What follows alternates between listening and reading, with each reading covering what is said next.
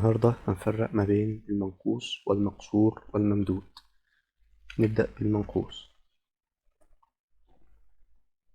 تعريف المنقوص هو اسم معرب آخره ياء لازمة مخففة قبلها كسر. أول حاجة اسم، يعني مش عايزين ولا الفعل ولا الحرف، فلو جاب لي مثلا يهدي هلاقي ده فعلا آخره ياء، بس طبعا ده فعل فمش هينفع يبقى اسم منقوص. لو جاب لي فيه برضو ده آخره ياء بس ده حرف، فبرضو مش هينفع يبقى اسم منقوص. بعد كده معرب هيتخرج لي بقى أي اسم مبني، شكل مثلا الذي ده اسم موصول، والأسماء الموصولة بتبقى مبنية. آخره ياء لازمة تخرج لي مثلا كلمة أبي، لأن آخرها ياء بس مش لازمة، هو اسم ومعرب بس مش آخره ياء لازم، لأن الياء دي ممكن تتشال تبقى كلمة أب، أو يتحط مكانها مثلا ألف تبقى أبا، فيبقى دي الياء دي اسمها عارضة. ماشي، يبقى اسم معرب آخره ياء لازمة مخففة قبلها كسر. طب بنعربه ازاي؟ عندنا يعرب بالحركات الأصلية اللي هي الضمة في الرفع، الفتحة في النصب، الكسرة في الجر، بس مقدرة. قال لي في الرفع هتقول ضمة مقدرة، وفي الجر هتقول برضو كسرة مقدرة، أما في النصب ده الحالة الوحيدة اللي مش هتقول مقدرة، هتبقى فتحة ظاهرة. أما بالنسبة للياء اللي بتبقى في الآخر قال لي هتتحذف في حالتين، لما يكون نكرة مرفوعة أو نكرة مجرورة. نشوف كده. هذا قادم، هنا هذا ده اسم إشارة مبتدأ، وبعدين قادم هيبقى خبر مرفوع علامة رفعه الضمة المقدرة. ونفس الكلام القاضي هتبقى هذا هو القاضي، هتبقى خبر مرفوع علامة رفعه الضمة المقدرة. طب هنا ليه حذفنا الياء؟ قال لي عشان دوت نكرة مرفوعة. نيجي للنصب، رأيت قاضيا أو رأيت القاضية. عندي رأيت فعل وفاعل، قاضيا يبقى مفعول به منصوب وعلامة نصبه الفتحة بس الظاهرة، لأن احنا قلنا ما عدا في النصب مش هنقول مقدرة.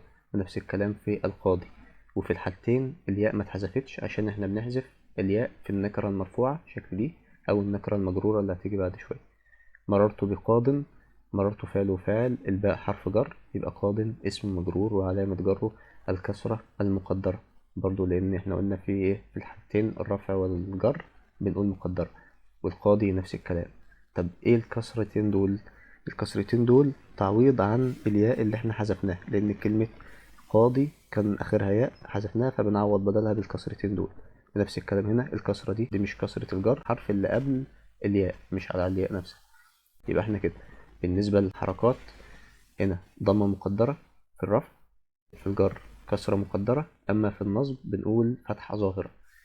بالنسبة للياء حذفناها في حالتين بس، لما كان نكرة مرفوعة ولما كان نكرة مجرورة. أما بقى أي حاجة بره دول، لو كان معرفة عموما هتسيب الياء، ولو كان نكرة منصوبة برضه هتسيب الياء. يبقى ده كده المنقوص. نيجي للمقصور. قال لي هو اسم معرب برضه بس آخره ألف لازم. في الأول الألف دي أصلها واو لو كانت ألف واقفة، وأصلها ياء لو كانت شكل الياء. نيجي بقى نخرج. عندنا الاسم هنخرج الفعل شكل يسعى آخره ألف فعلا، بس ده فعل طبعا فمش هيبقى اسم مقصور. عندنا على ده برضو آخره ألف، دي ألف مش ياء لأن قبلها فتحة، بس ده حرف فطبعا مش هيبقى اسم مقصور. ماشي، قلنا اسم فكده خرجنا الفعل والحرف. معرب هنخرج منها الأسماء المبنية زي أنا مثلا، لأن ده ضمير رغم إن هو آخره ألف بس هو اسم مبني، يبقى ده مش اسم مقصور. آخره ألف لازمة هنخرج منها كلمة أبا، لأن أبا آخرها ألف بس مش لازمة، ألف عارضة ينفع نشيلها نحط بدلها ياء شكل هنا مثلا، فيبقى ده برضو مش مقصور عشان ألفه مش لازمة. نيجي بقى للإعراب. يعرب بالحركات الأصلية المقدرة. يبقى هنا كان في استثناء النصب، دي الحالة الوحيدة اللي هتبقى ظاهرة، أما هنا الأصلية المقدرة في الثلاث حالات رفع ونصب وجر، يبقى مرفوع بالضمة المقدرة، منصوب بالفتحة المقدرة، مجرور بالكسرة المقدرة. نعرب هذه رنا أو مستشفى. هذه اسم إشارة مبتدأ، يبقى رنا أو مستشفى خبر مرفوع علامة رفعه الضمة المقدرة. رأيت رنا أو مستشفى، رأيت فعل وفاعل، يبقى رنا أو مستشفى مفعول به منصوب وعلامة نصبه الفتحة المقدرة، طبعا الفتحة ديت على الحرف قبل الأخير. مررت برنا أو بمستشفى، الباء برضو حرف جر، يبقى رنا أو مستشفى اسم مجرور وعلامة جره الكسرة المقدرة، يبقى حركات مقدرة في الرفع والنصب والجر. نيجي بقى لآخر نوع اللي هو الصحيح. قال لي هو اسم معرب برضو بس ليس مقصورا يعني مش آخره ألف لازمة، ولا منقوصا يعني مش آخره ياء لازمة. وهنبقى منه بقى الاسم الممدود اللي هو هنحتاجه في الوحدة ديت، اللي هو آخره ألف وهمزة. إعرابه يعرب بالحركات الأصلية الظاهرة، برضو ضمة فتحة كسرة، بس مش هنقول بقى مقدرة زي الحالة ديت أو زي الحالة دي. هذا دلو أو ظبي أو هذه سماء. فعندنا دلو آخره واو يبقى مفيش مشاكل، أما ظبي آخره ياء، والياء ديت لازم. الكلمة ديت اسم ومعرب، بس المشكلة فيها هو الشرط الأخير دوت إن هو مش قبلها كسرة، فيبقى كده ده مش منقوص، ده صحيح. وسماء ده الاسم الممدود. فالتلاتة هيتعربوا نفس الإعراب بما إنهم كلهم اسم صحيح، هيبقى خبر مرفوع علامة رفعه الضمة الظاهرة. رأيت دلوا ظبيا سماء، يبقى مفعول به منصوب وعلامة نصبه الفتحة الظاهرة.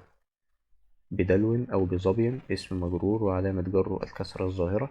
أما سماء هنا بما إن قبلها ظرف تبقى مضاف إليه مجرور وعلامة جره الكسرة الظاهرة، يبقى ضمة ظاهرة فتحة ظاهرة كسرة ظاهرة.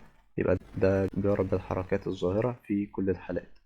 نبص بقى للتلات أسماء دول. كلمة ظبي قلنا ده اسم ومعرب وآخره ياء لازمة ومخففة، بس مش قبلها كسر، قبلها سكون، فيخرج بره المنقوص يبقى صحيح.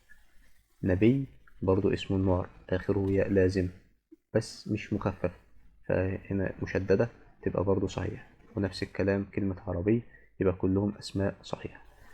إن شاء الله بقى الدرس الجاي هنشرح إزاي نثني ونجمع المنقوص.